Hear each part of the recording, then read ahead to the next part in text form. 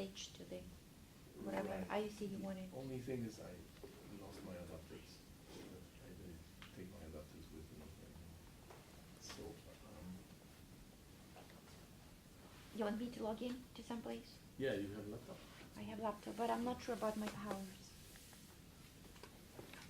You can log into any one of the ILC that has a motion delta tone motion control. You have special toggle on autosave or? I do, yeah. Okay, I mean, then maybe we could cover this one, the top. whatever you want, I don't care. Would you be? Yes, you drive. Yeah, let's do autosave, and that would take about half an hour, right? Yeah, maybe less, yeah. That's perfect, yeah. And then Okay. we go to original ILC. Okay. Should I wait for him? Or is it It's this on? one, he's gonna check the video later. Oh, it's on. It's already on. Okay. It should be. All right. So I mentioned a little bit about autosave earlier. Bob D'Alessio wrote the original version of that, and most of the code is that most of that code is still good. I made some modifications because we rely on it extensively, and every few times a year there's an autosave problem and something goes wrong. The task dies, or we lose connection to NFS mounted disk. And so I made autosave paranoid and very careful about what it does. And then I added the ability to read from files and stuff. So, but it started out as Bob D'Alessio's code. So what it does is it saves the latest values. I already saw that, right? Yeah. And we already talked about that. This is going to be a short talk.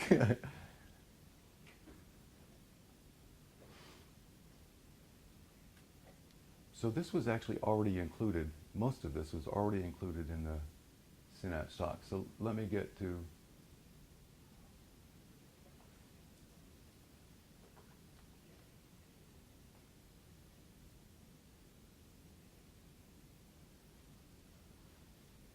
so this we haven't talked about yet.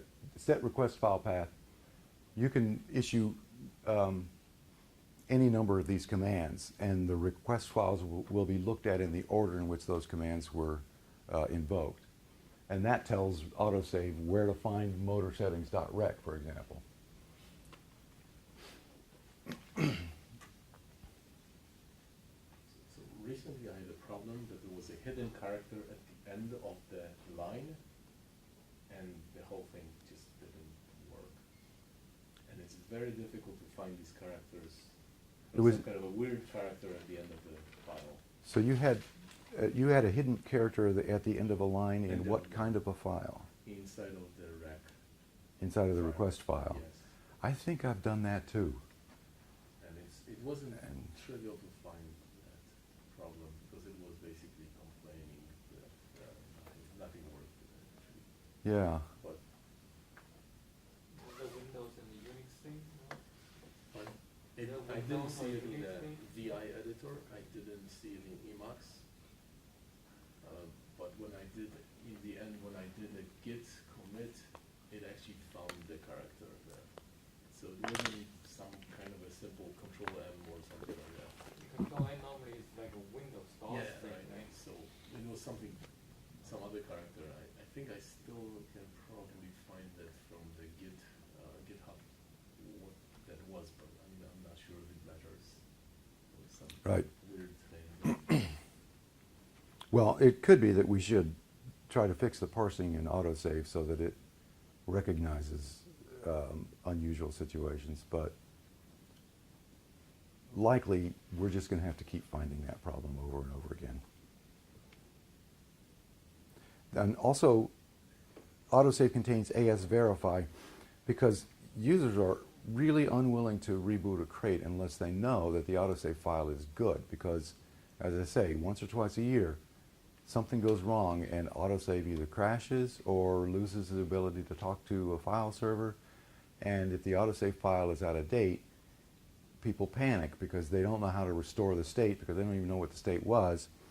And so some beamlines will systematically run ASVerify before rebooting the crate, and that is it's a channel access client that checks the state, the values of all the PVs in an autosave file and compares them with PVs that have been autosaved already, compares them with the values autosaved already.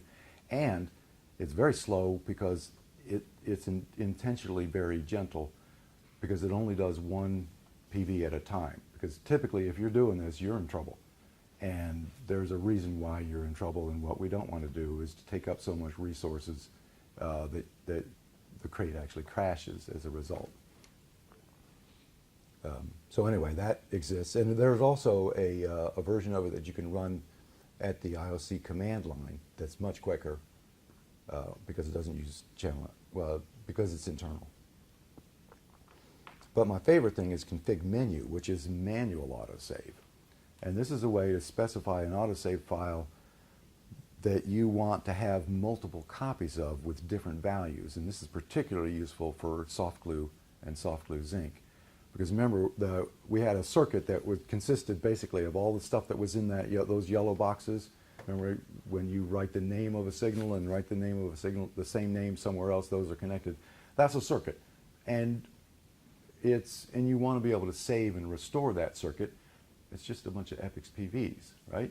So if the circuit is just a bunch of EPIX PVs, you can use autosave. And that's really the main use of config menu.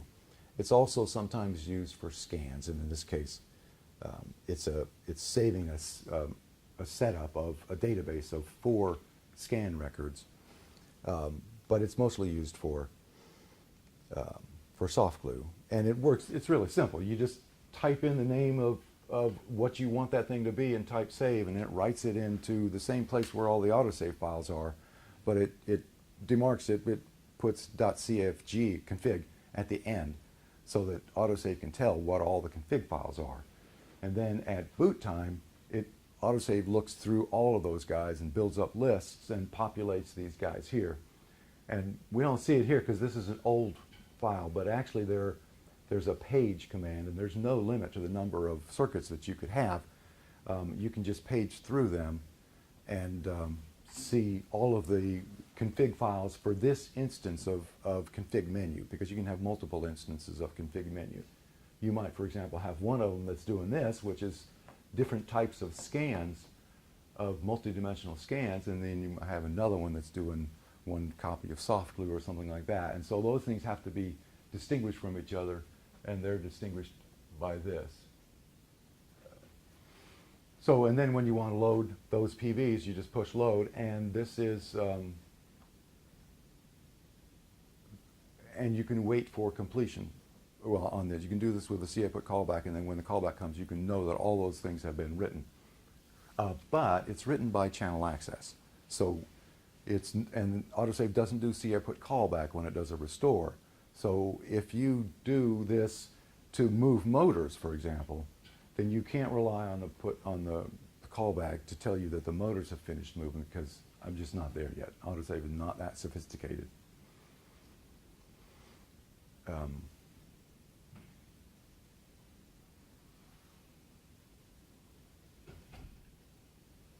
is this per IOC, or is No, this is just database. You can just load this database and tell something defines which PVs are in that. Right, there's a request file, and it's just like the automatic version of autosave. There's a request file. That is very useful for some configuration. Like I have a detector with 64 channels, and like just Right, if you want to switch back and forth between a and I'm couple. adding channels in a weird way, then Right, and it's especially good if you have a user that comes in and they use that detector in a weird way. You can save that, and then they come back 3 months later. Nobody remembers how you set that up. You can just drag or they probably will take that config file home with them and bring it with them the next time they come. Because it's just a text file, you can just email it.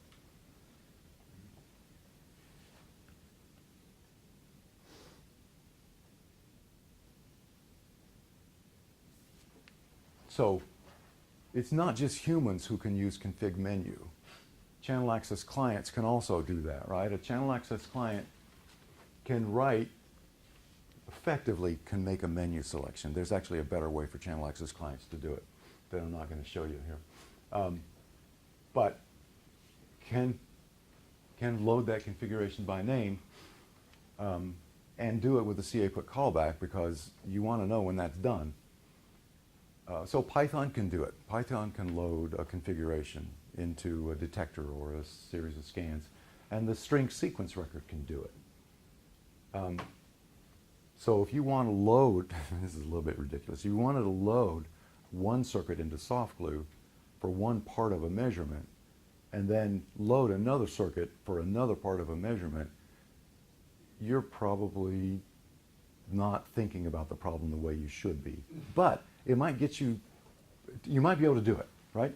It might get you something that you can't otherwise get and might allow you to automate something. But it's certainly plausible that you would want to change a number of Epix PVs all at once as part of a process. And then trigger some detector and then load a different configuration and then something like that. It's just a tool you might be useful for something sometime.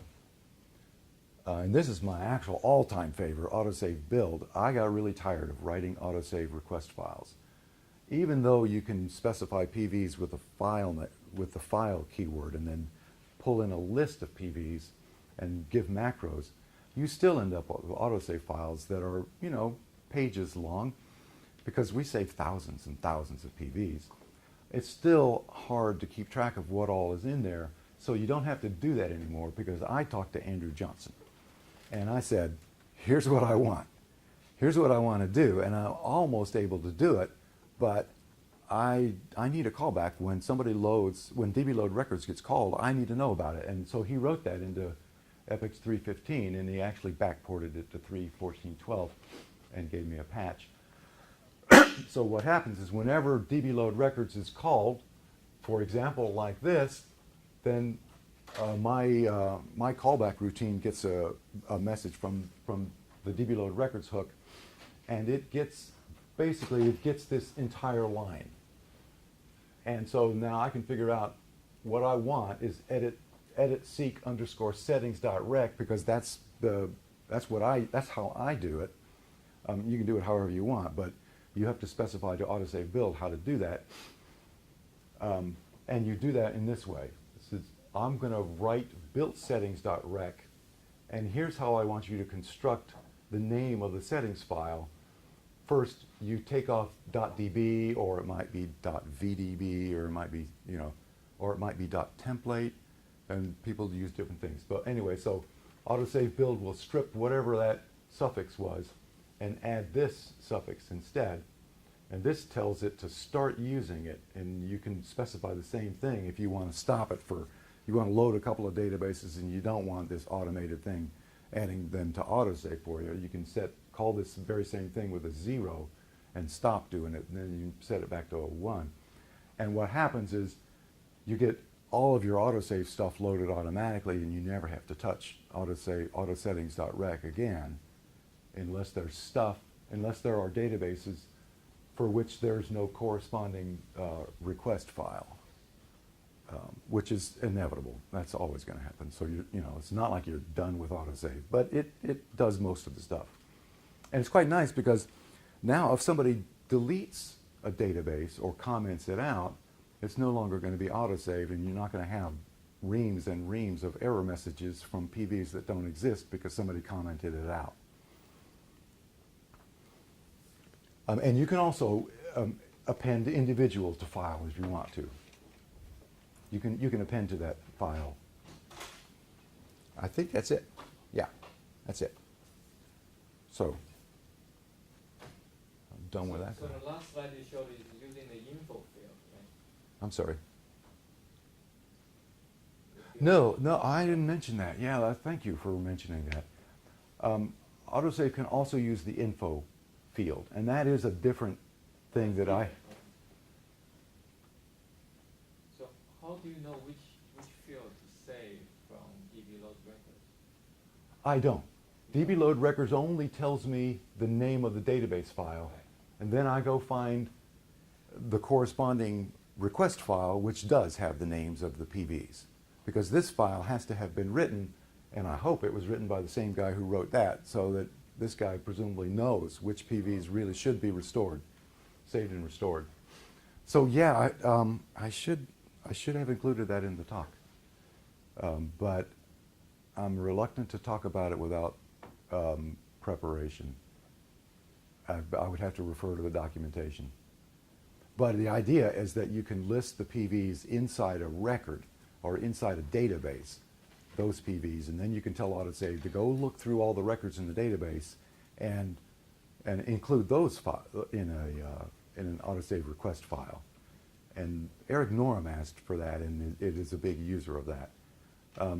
For me, it's a little bit inconvenient to do that because that means those field names are strewn throughout a database instead of being collected in one place. So that kind of makes me nervous, but it works. I mean, it works for him. This is the way Error Detector loads the save restores file. It is? Yeah, so they have settings.rack. Whatever changes come into database, the same changes come into settings.rack. That's good because you load, I mean, people will change the plugins that they load all the time, and right? And they're, yeah, it's just a pain if you don't do that. So, but the rec file is changed. When Mark makes changes to DB file, he makes changes to the settings.rack, and then it loads the same way as it here. So it makes a lot of sense now. Right, but it doesn't use autosave build. Maybe Mark uses autosave build to build this one. So, but he's a because it's in common, it's a common plugin and common plugin rack. It's not using this. Yeah. But we do load auto settings.rack with the PMQ. oh, I see. That's what it's the syntax of that loading. Yeah. Right. Yeah, because you don't have to include the P and Q inside those rec files if you've specified it outside. I mean, you have to include them, but you don't have to define them in there. So this is just differently. Autosave build, it's a different thing. It's automatic Is it? in the sense that you don't need to have a rec file written manually. If I understand it correctly. Right. You don't need to write autosettings.rec, for example, You only that want- includes all the files, that includes all the commands for each database you load. You don't have to do that. But you have to do edit as sac settings.rack. You have Yes, to define you have to do that. That happens once, right? One time, when you write the database, you write the rec file, Yeah, and then which and you pretty much the same as the database, just with the, yeah. Yeah. So this is what it's done, I think, in Area Detector. yeah, I think that's pretty universal around APS now, is that people using writing request files per database. Yeah. Right, because they could be anything. They don't have to match up exactly with a database. They're just a list of PVs. But people always do match them up exactly with a database, and that makes autosave build possible.